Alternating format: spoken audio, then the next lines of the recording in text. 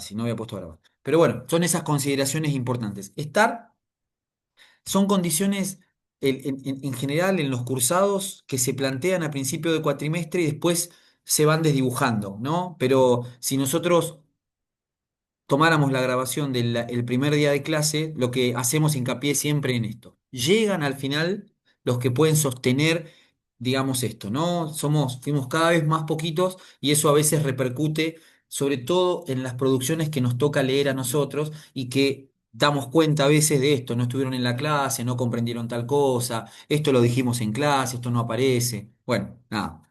Suena un poco a maestro Ciruela, pero es importante sobre todo valorar quienes se toman el tiempo de estar en el horario de clase. Sé que a veces se hace medio pesado, medio denso, pero bueno, es lo que nos toca a ustedes y a nosotros.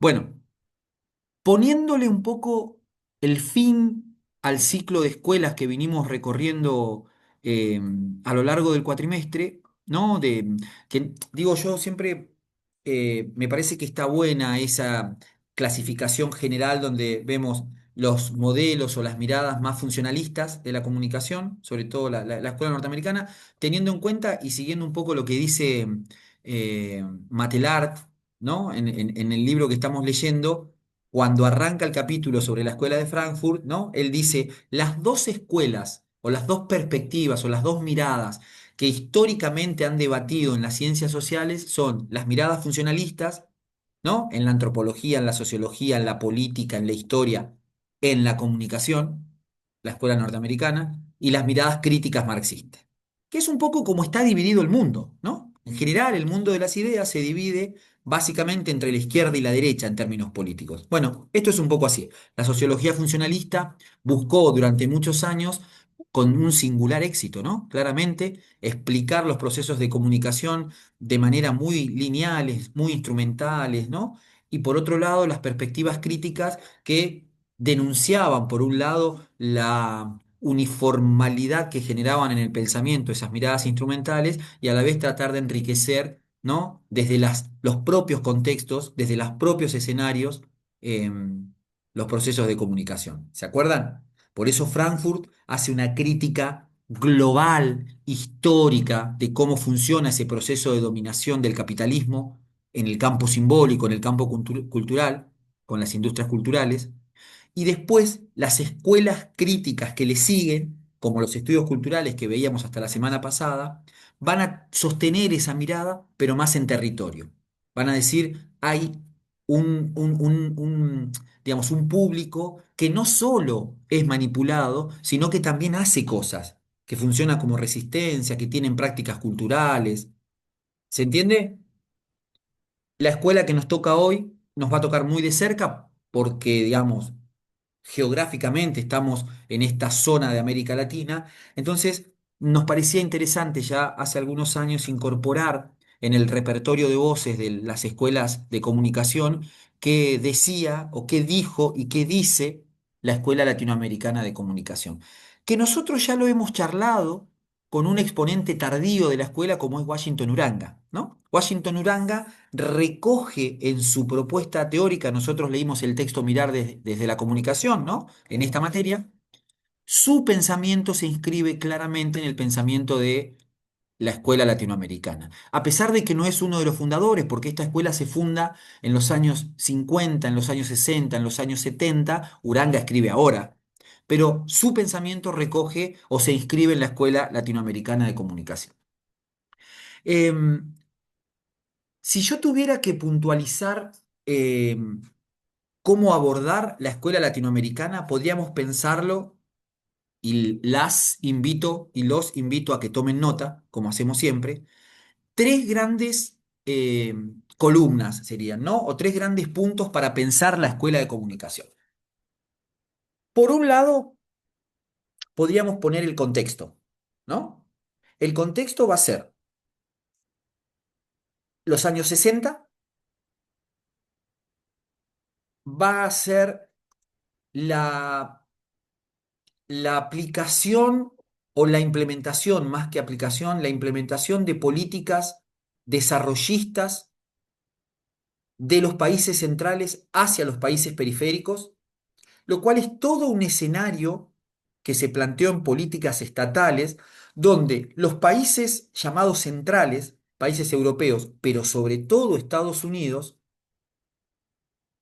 se vinculaban con los países llamados no alineados, países de Asia, países africanos y países latinoamericanos, a través de una política de endeudamiento. Es decir, le prestaba plata, le prestaba infraestructura, le prestaba tecnología, a cambio de que esos países se comprometieran a tomar determinadas decisiones políticas con sus territorios, ¿no? Llamadas políticas desarrollistas, que por supuesto eran una especie de asimilación de las propias realidades de las culturas regionales en favor de lo que decían sobre todo Estados Unidos. ¿Se entiende? Entonces, la implementación de políticas desarrollistas en Argentina llegó justo para los años del gobierno de Frondizi, ¿no?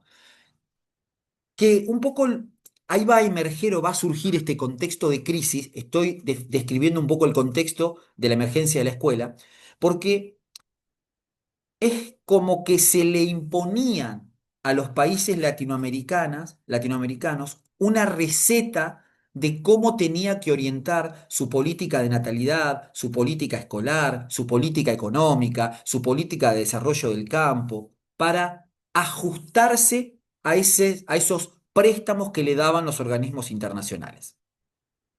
Uno de los lineamientos más importantes en esa especie de sometimiento tenía que ver con la apertura de parte de los países latinoamericanos para recibir lineamientos en términos mediáticos, simbólicos y demás. Por un lado, ese es el contexto en el que surge la escuela de la dependencia. Esto quiere decir que va a haber un grupo de intelectuales del campo de la comunicación, del campo de la sociología, del campo de la educación, que van a denunciar esta especie de sabotaje de los países centrales, que lo único que lograban eran doblegar, sostener o ajustar más el colonialismo sobre los países latinoamericanos, africanos y asiáticos. ¿Se entiende? Era una especie de condicionamiento. Yo te presto plata, infraestructura, lo que necesitas, pero a cambio de eso, además de devolverlo, te impongo una cierta cantidad de prerrogativas, de requisitos y demás que tenés que cumplir. Ilusoriamente, como siempre ha pasado en la historia de Occidente, estas condiciones se planteaban no como lo estoy planteando yo, sino que se planteaban en términos de que era el único camino posible para que los países subdesarrollados alcanzaran ese bendito desarrollo, para que los países subdesarrollados alcanzaran finalmente ese grado superior de estadio. Por eso se llamaron políticas desarrollistas. Pero entonces, un país como Estados Unidos le imponía a un país como Ecuador un control de la natalidad. ¿No? Digamos, es como esto que está bastante penado en términos internacionales, que es la incursión de un país en la política de otro país. Pero bueno, era como el puente a partir del cual ponía condiciones Estados Unidos, ¿no? Para poder desembolsar esos préstamos a través de los organismos internacionales. Yo se los adelantaba la semana pasada, ¿no? En ese escenario, los flujos comunicativos eran unidireccionales, es decir, se centraban de los países europeos y los países y Estados Unidos hacia los países latinoamericanos casi de manera monopólica. A ver si encuentro, déjenme ver, a ver.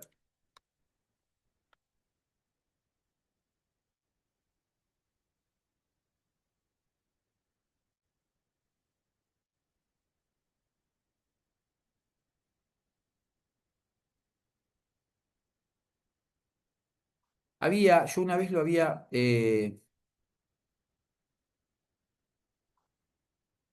a ver si lo encuentro.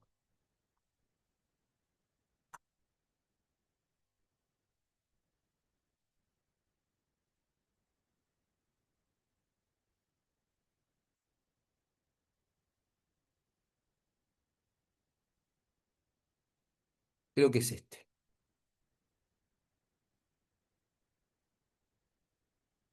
No, esto es flujos migratorios, ¿no? Esperen, ¿eh?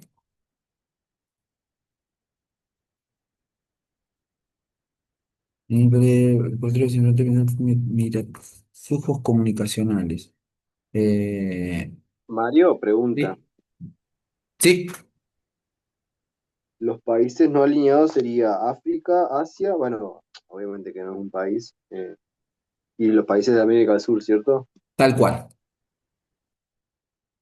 Que se le llama así porque se van a aglutinar, van a construir un documento en el que firman intelectuales de los tres continentes para denunciar esta unidireccionalidad en el bombardeo de información, en la conducción de la información. Había un mapa, a ver si lo encuentro, porque es muy gráfico, de las comunicaciones años 60.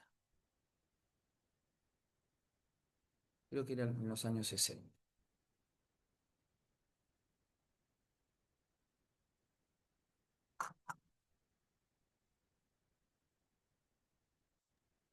Y los países centrales serían Estados Unidos y Y algún los otro más, países ¿no? europeos, sobre todo Inglaterra.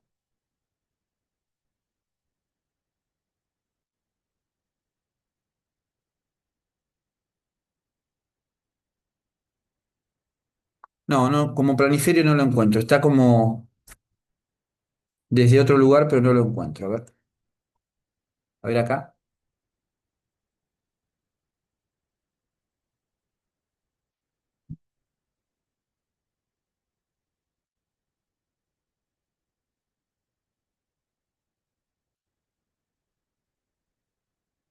Bueno, no importa.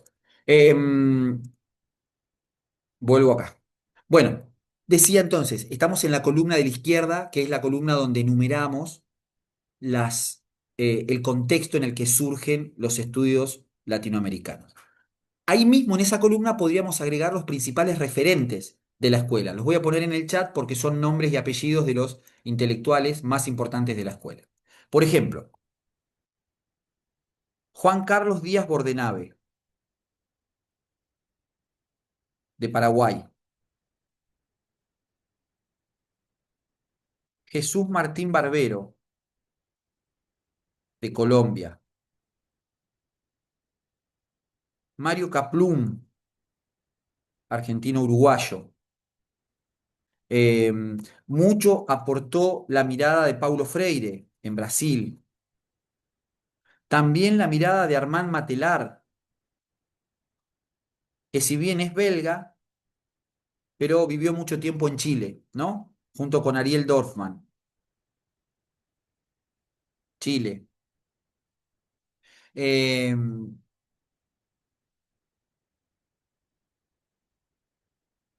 bueno, María Cristina Mata, hay un montón de intelectuales. Esos son los principales referentes de la Escuela Latinoamericana de Comunicación.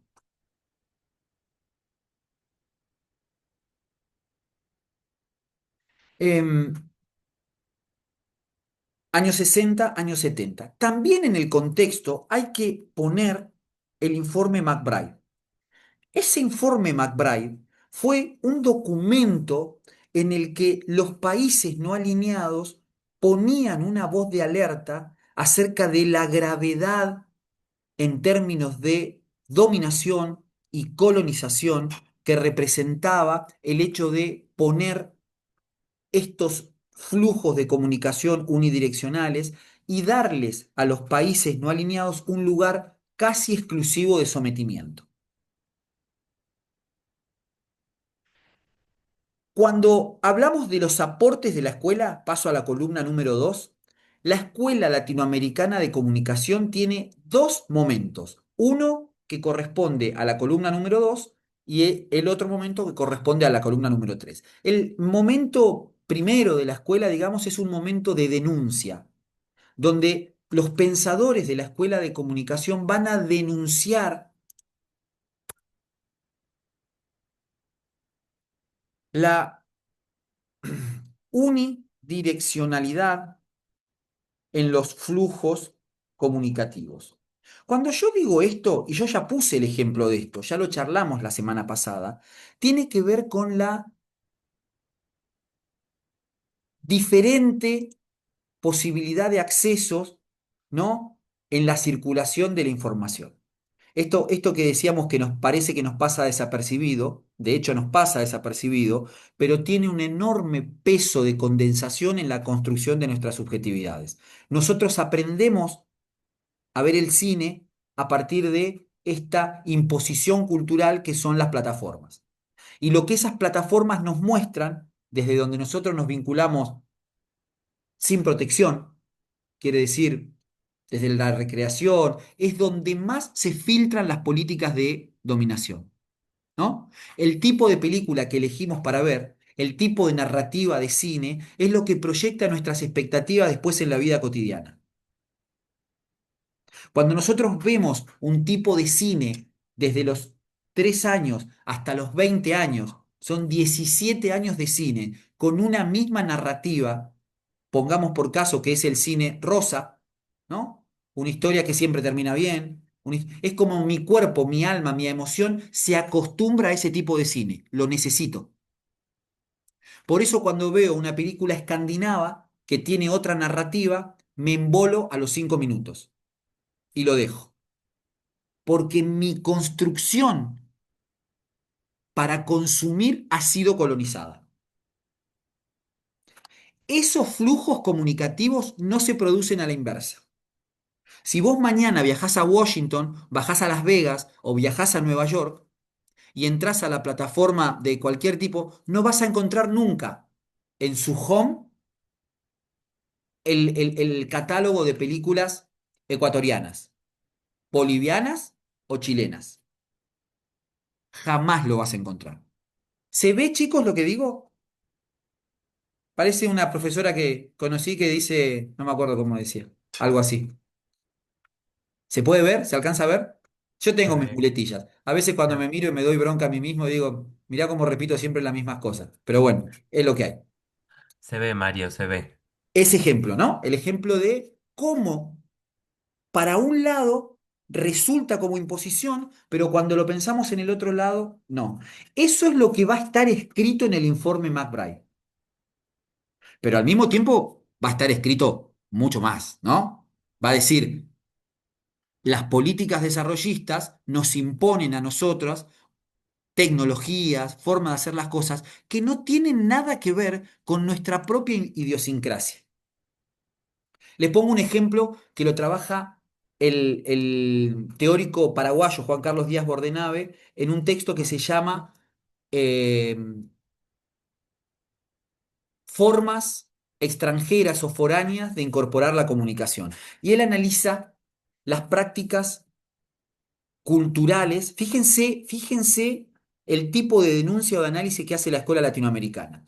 En los años 60 llegan desde Estados Unidos, junto con este desembolso de préstamos y demás, una serie de tecnología con la romántica idea de modernizar las prácticas del campo. Años 60, ¿no? Entonces, enviaban las máquinas, los chacareros de Río Negro, los de Neuquén, los de Mendoza con el vino, los de La Rioja con la chaya, bueno, todos los productos de las microeconomías regionales dedicados, endeudados con esa maquinaria, que no la sabían usar.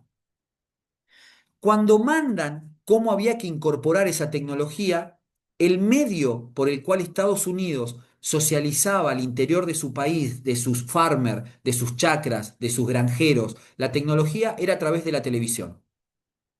Acá en Argentina no existía la televisión. Entonces, les dejaban a los chacareros la tecnología, no la sabían usar, ya quedaban endeudados y no las podían aplicar nunca. Porque la incorporación de la tecnología venía atada a una práctica cultural que era extraña, que era extranjera, que era foránea. ¿Se ve? Quedaban sin tecnologías, endeudados y sometidos, digamos, ¿no? Bueno, Eso lo analiza Díaz Bordenave y lo toma el documento del informe McBride en cuanto a las políticas imperialistas. Em, entonces, el primer momento de la escuela, que es nuestra segunda columna, es un momento de denuncia, donde los intelectuales de la escuela latinoamericana van a denunciar la unidireccionalidad de los flujos comunicativos de los países centrales hacia los países periféricos, o de los países alineados hacia los países no alineados. El continente latinoamericano, el continente africano y el continente asiático en ese momento, ¿no? Estamos hablando de los años 60, donde un imperio como China no ocupaba el lugar tan hegemónico que ocupa hoy en el mundo, claramente, ¿no? En términos geopolítica, China no era en los 60 lo que es hoy, casi 100 años después o 70, 80 años después. Primer momento de la escuela de denuncia. Pero después, al interior de la escuela, van a surgir también, y este es como el segundo momento de la escuela, un momento propositivo. Lo voy a anotar. Momento propositivo de la escuela. Quiere decir, no solo van a denunciar, sino que también van a socializar, voy a anotar, incorporar prácticas comunicativas de empoderamiento social. Muy en sintonía con la influencia que van a recibir de la escuela de Birmingham, ¿no? Lo que van a hacer, lo que van, Mario, sí, ¿prácticas comunicativas de carácter social o de no, comunicación? empoderamiento, ahí lo puse en el chat, Bien, de empoderamiento social. Esto quiere decir, esto quiere decir que la escuela latinoamericana en este segundo momento va a ser muy original en llevar a la práctica esa perspectiva de, bueno, también la gente tiene unas prácticas comunicativas que hacer. Entonces va a aparecer, por ejemplo, la comunicación comunitaria, las radios populares, con un nivel de importancia en términos de empoderamiento muy importante. Por ejemplo, Mario Kaplum, que era este teórico intelectual argentino, uruguayo, inventó, desarrolló, más que inventó, la construcción de una agenda de temas que sean localmente relevantes, ¿no? Vieron que si nosotros prendemos una radio, la radio en general tiene una agenda que es una agenda que más o menos comparten todos los medios, que es una construcción narrativa. Una o dos noticias internacionales, una o dos noticias nacionales, una o dos noticias deportivas, una o dos noticias de espectáculos y una o dos noticias locales. ¿Se ve? Pero que esas noticias locales muchas veces tienen que ver con los medios, con la política. Bueno, lo que hacía Mario Kaplum era, por ejemplo, instalar una radio en una zona que nucleara a 4 o 5 pueblos. Entonces, la gente, él iba con el grabador y grababa los testimonios de la gente, sus preocupaciones, por qué no llegaba el agua al pueblo, cómo hacían con su economía, ¿no? Una práctica cultural. Las grababa con un cassette y después iba y las pasaba en la radio. Entonces, empoderaba a los propios vecinos, formaban a gente en los medios con esta mirada y empezaron a construir una versión propia de la comunicación popular. ¿Qué hacían con esto? ¿Qué lograban con esto? Lograban trabajar con una agenda propia, no con una agenda impuesta, desde arriba o desde afuera, sino que construían su propia agenda a partir de los temas de interés de su comunidad.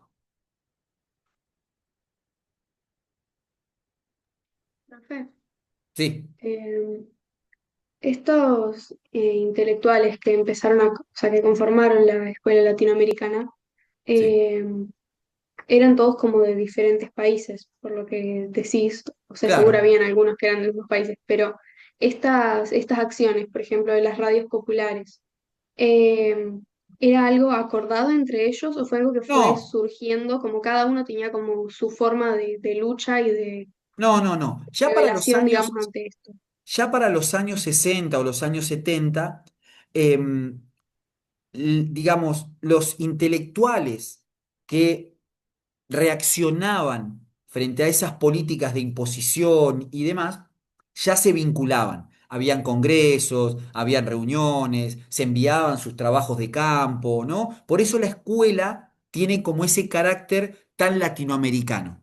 Es decir, el trabajo que hacía Juan Carlos Díaz Bordenave en Paraguay se cruzaba con el trabajo que hacía Mario Caprún en Argentina, el trabajo de Paulo Freire, que es muy vinculado a lo educativo, tiene un impacto muy... Ustedes lo conocen a Paulo Freire, ¿no? Pedagogía del oprimido, digamos, no quiero ser el invento o el gran aporte de Paulo Freire, esa es la palabra, es el de el de la educación popular.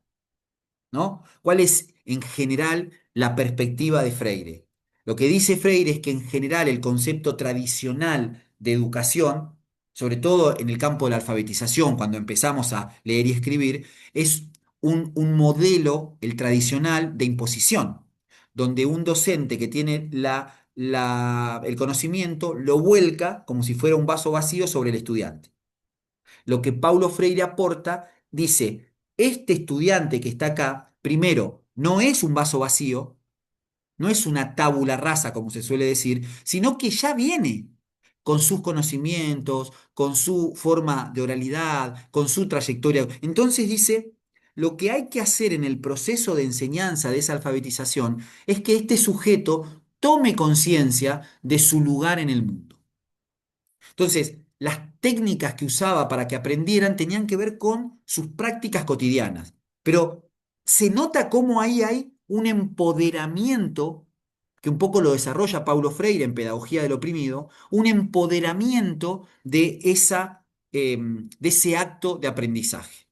Entonces, todas esas experiencias, la de Paulo Freire en el Mato Grosso, en Brasil, la de Díaz Bordenave en las afueras de Paraguay, las de Mario Caprún en Argentina y en Uruguay, la de Jesús Martín Barbero en Colombia, las de Ariel Dorfman en Chile con Matelar, todas esas experiencias fueron componiendo un campo propio del decir de la escuela latinoamericana, que primero fue denuncia. Primero marcó, señaló con el dedo y dijo, así figuran estos flujos comunicativos, somos dependientes, nos generan esas dependencias a través de estos vínculos, pero después van a migrar, ¿no? Como segundo aporte hacia una perspectiva más propositiva, ¿no? Van a proponer diferentes acciones como esas que estamos viendo o que yo les marcaba recién. Van a Esto que yo les decía del grabador y demás, tiene un nombre que lo consolida la escuela latinoamericana, que es la comunicación alternativa. El gran aporte de la escuela latinoamericana de comunicación es la llamada comunicación alternativa. Pero no comunicación alternativa como algo en tono menor, algo peyorativo, sino como una agenda distinta, como una agenda paralela, como una agenda más genuina, más propia de ese sector, de esa comunidad. ¿Se entiende? Sí, Mario, yo tengo una pregunta. Sí. Cuando hablamos de la agenda, ¿hablamos de alguien en particular o involucramos a todos los de la escuela? No, no, cuando hablo de agenda en general, hablo de temas, ¿no? En Ok, general quiero decir, cuando nosotros pensemos en un programa de radio, en un programa de televisión y demás, los 8 o 9 temas que entran ahí conforman una agenda. ¿Qué es más? sí, Hay sí. una teoría en el campo de la comunicación que se llama agenda setting, ¿no? Que es decir, que esa narrativa se compone de 10 noticias, como decíamos recién. Esa es la agenda. Hoy, si nosotros hiciéramos vamos hoy a la realidad. Si nosotros tuviéramos hoy que armar un programa de radio o un programa de tele y nos juntamos esta que fue una reunión de producción, decimos, ¿qué noticias no pueden faltar? Bueno, la elección del domingo, algo tenemos que decir. El partido de Copa Libertadores de ayer de Racing, porque es una instancia central. Y cuatro noticias más.